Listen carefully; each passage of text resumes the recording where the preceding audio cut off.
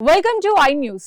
అయోధ్య రామ మందిర నిర్మాణం తర్వాత ఇప్పుడు దేశ వ్యాప్తంగా సోమనాథ్ క్షేత్రంపై చర్చ జరుగుతోంది. దేశంలోని 12 జ్యోతిర్లింగాలలో మొదటిదైన సోమనాథ్ ఆలయ పునరుద్ధరణ జరిగి నేటికి 75 ఏళ్లు పూర్తవుతోంది. ఈ సందర్భంగా ప్రధాని నరేంద్ర మోదీ గుజరాత్ లోని ప్రభాస్ పటాన్ కు వెళ్లడం పెద్ద చర్చగా మారింది. ఈ ఆలయ చరిత్ర కేవలం ఆధ్యాత్మికం మాత్రమే కాదు, ఒక గొప్ప పోరాటం, రాజకీయ వివాదాల సమాహారం. దేశానికి స్వాతంత్రం వచ్చిన కొత్తలోనే సోమనాథ్ ఆలయం పెద్ద వివాదాంశం. ప్రజాధనంతో ఆలయ నిర్మాణం వద్దు అని గాంధీజీ చెప్పారు. ఈ మాట వెనుక మర్మం ఏంటి? మొదటి ప్రధాని నెహ్రూ ఈ కార్యక్రమానికి దూరంగా ఉన్నారు ఎందుకు? అసలు సోమనాథ్ కు మోదీ ప్రభుత్వం ఇస్తున్న ప్రాధాన్యత ఏంటి? Let's watch the story.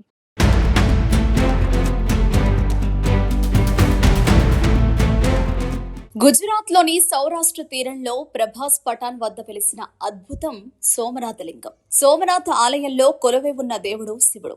12 జ్యోతిర్లింగాలలో Somnath మొదటి జ్యోతిర్లింగం. పురాణాల ప్రకారం చంద్రుడు తన మామ అయిన దక్షుడి శాపం నుండి విముక్తి పొందేందుకు ఇక్కడ శివుడిని ప్రార్థించినట్లు, అందుకే ఈ స్వామికి సోమనాథుడు అంటే చంద్రుడికి ప్రభువు అనే పేరు వచ్చినట్లు చెప్తారు. సనాతన ధర్మంపై దాడులు జరిగినప్పుడల్లా ఈ ఆలయం కూల్చివేతకు గురైంది. విదేశీ దండయాత్రలు జరిగినప్పుడల్లా ఈ ఆలయం టార్గెట్ అయింది. కానీ కూలిన ప్రతిసారి ఫేనిక్స్ పక్షిలా తిరిగి లేచి నిలబడింది. చరిత్ర ప్రకారం ఈ ఆలయంపై దాదాపు 17 సార్లు దాడులు జరిగాయి. ముఖ్యంగా 1024లో మొహమ్మద్ గజ్నీ చేసిన దాడులు అత్యంత క్రూరమైనవి. ఆ తర్వాత అల్లావుద్దీన్ ఖిల్జీ, ఔరంగజేబు వంటి పాలకులు కూడా ఈ ఆలయాన్ని ధ్వంసం చేశారు. కానీ ప్రతిసారి భక్తులు దీనిని పునర్నిర్మించుకుంటూనే వచ్చారు.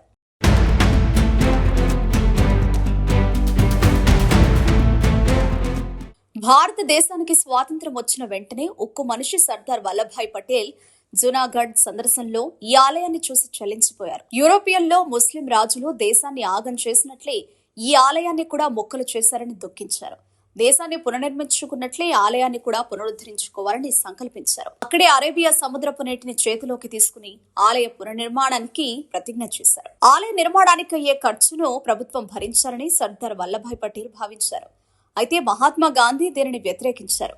ఒక లౌకిక దేశంలో ఆలయ నిర్మాణం ప్రజాధనంతో కాకుండా ప్రజల చందాలతో జరగాలి అని ఆయన సూచించారు.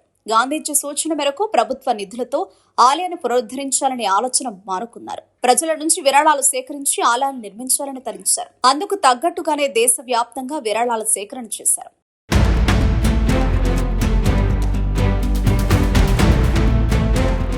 ప్రజల నుంచి విరాళాలు పోగు చేసి ఆలయాన్ని తక్కువ సమయంలోనే పునరుద్ధరించారు. 1951లో ఆలయ ప్రారంభోత్సవానికి అప్పటి రాష్ట్రపతి రాజేంద్ర ప్రసాద్ వెళ్లారు. కానీ నాటి ప్రధాని నెహ్రూ అధ్యక్షుడు హాజరు కావడాన్ని తీవ్రంగా వ్యతిరేకించారు. ప్రభుత్వ పదవుల్లో ఉన్నవారు మతపరమైన వేడుకలకు దూరంగా ఉండాలని నెహ్రూ భావించారు. లౌకిక దేశంలో పాలకులు తటస్థంగా ఉండాలని, ఏ మతానికి చెందిన వారుగా ముద్ర పడవద్దని నెహ్రూ గట్టిగా వాదించారు. అందుకే నెహ్రూ ఆ కార్యక్రమానికి హాజరు కాలేదు. ఆ కార్యక్రమానికి మాత్రమే కాదు, నెహ్రూ ఏ మత కార్యక్రమాలకు కూడా హాజరు కాలేదు.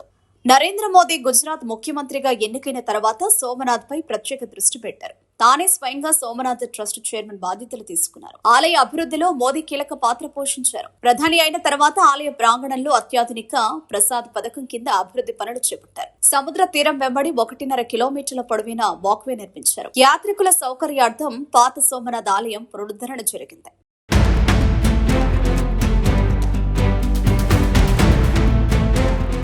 చరిత్ర తెలిపేలా మ్యూజియం ఏర్పాటు చేశారు. అయితే ఇప్పుడు ఉన్నట్టుండి మళ్లీ సోమనాథ ఆలయం ఎందుకు వార్తలు నిలిచింది అనేది అసలు ప్రశ్న. మే 11తో సోమనాథ ఆలయానికి 75వ సంవత్సరం నిండుతుంది. దీన్నే అమృత్ పర్వ్ ప్లాటినం జూబ్లీ వేడుకగా జరుపుతున్నారు. అయోధ్య ఎలాగైతే 500 ఏళ్ల పోరాటము, సోమనాథ్ 1000 ఏళ్ల బానిసత్వ చిహ్నాలను చెరిపేసిన స్వాతంత్ర భారత్ మొదటి విజయం. అందుకే బీజేపీ దీనిని సాంస్కృతిక పునర్జీవనంగా ప్రచారం చేస్తోంది.